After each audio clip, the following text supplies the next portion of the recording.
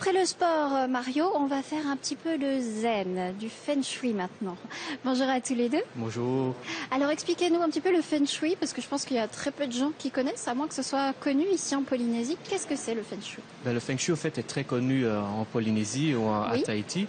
En fait, le feng shui, pour résumer très brièvement, c'est vivre en harmonie avec l'environnement extérieur, savoir, par exemple, comment la maison est implantée dans le terrain, Oui. par rapport à l'océan, par rapport à la montagne, par exemple, et l'influence que l'environnement, justement, a sur les habitants de cette maison. Bon, j'imagine qu'il y a des personnes qui ne croient pas trop au feng shui. Comment vous réussissez à les convaincre? Bon, en fait, ce qu'il faut dire, c'est quand même une science très très ancienne, une science chinoise qui date de plus de 4000 ans, qui est vraiment basée sur des principes bien précis. Et les gens leur disent simplement, on n'a pas besoin d'y croire, il faut simplement le pratiquer pour voir les effets. Et c'est vrai que quand on trouve le bon environnement, le bon endroit pour mettre sa maison, et on essaie d'avoir les meilleures énergies possibles, dans ce cas-là, tout va bien, et les gens n'ont aucun problème pour croire au feng shui. Alors, justement, vous proposez 2 formations, c'est bien ça, pour parler du feng shui. Est-ce que vous prenez les débutants ou est-ce que vous prenez les personnes qui connaissent déjà un petit peu le milieu du feng shui? Alors, cette formation que nous organisons donc à partir de la semaine prochaine, la première formation, elle est ouverte à tous, donc à débutants aussi. C'est une formation qui durera 5 jours, donc il y aura pas mal d'informations qui seront couvertes, mais donc, tout le monde est le bienvenu et on est là pour accueillir tout le monde. En fait. À l'issue de cette formation, qu'est-ce qu'on va pouvoir faire? Est-ce que nous-mêmes, on va pouvoir aménager notre maison, changer notre lit de place? Voilà. Tout à fait, ça c'est vraiment le but de notre formation. En fait, elle est très basée sur la pratique, donc il y aura un peu de théorie évidemment. On va faire une journée en extérieur en fait avec les participants pour justement qu'ils apprennent à bien pouvoir juger l'environnement, etc. On va aussi aller voir une maison, un appartement pour qu'ils puissent voir comment on travaille dans un appartement, dans une maison. Donc ils ont vraiment là des possibilités de pratiquer. Et à la fin de cette semaine-là, normalement, ils seront vraiment en capacité de pouvoir faire ce qu'il faut chez eux. Alors, vous étiez déjà venu en décembre l'année dernière pour des formations et conférences notamment. Voilà. C'est une demande de la population que vous reveniez pour pratiquer ces formations? Tout à fait. Il y a eu un grand engouement, en tous les cas, au mois de décembre dernier.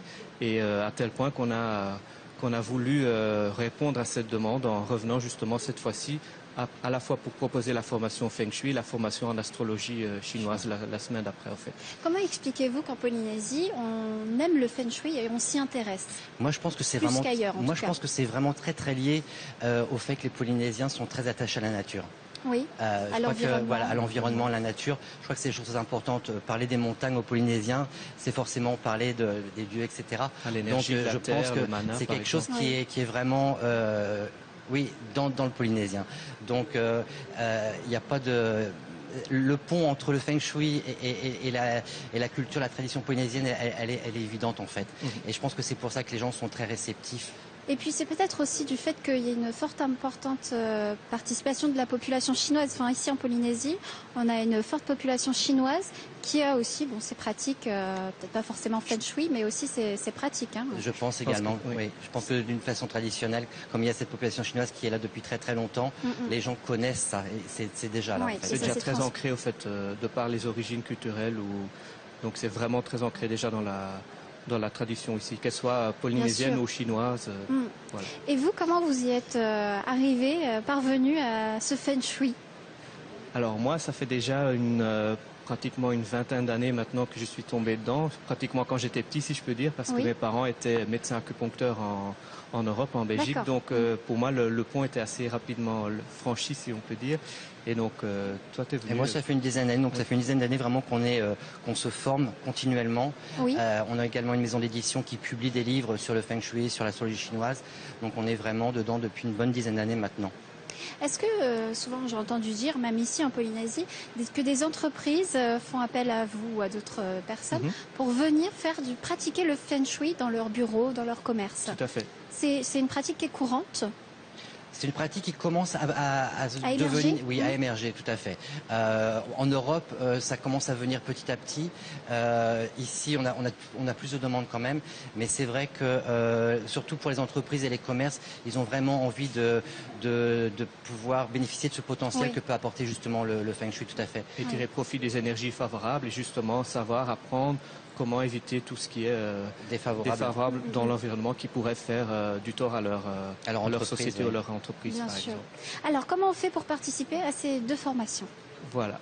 Alors il y a soit la possibilité de s'inscrire en ligne sur le site internet, ou bien je pense qu'il y a le numéro de téléphone qui défile normalement. Alors, REA, c'est le 87 Voilà. 79 61 20 à contacter. Donc, si on veut participer. Voilà, il suffit de contacter Arié qui s'occupe de tout ça, qui organise tout ça pour nous. Et on sera plaisir de répondre à toutes les demandes. En tous les cas, on a encore quelques places.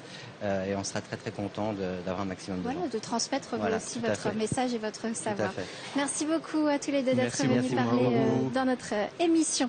Allez, tout de suite, après le Feng Shui, eh bien, on va encore danser et on va surtout terminer avec les After School Battle. Tout de suite, le jingle.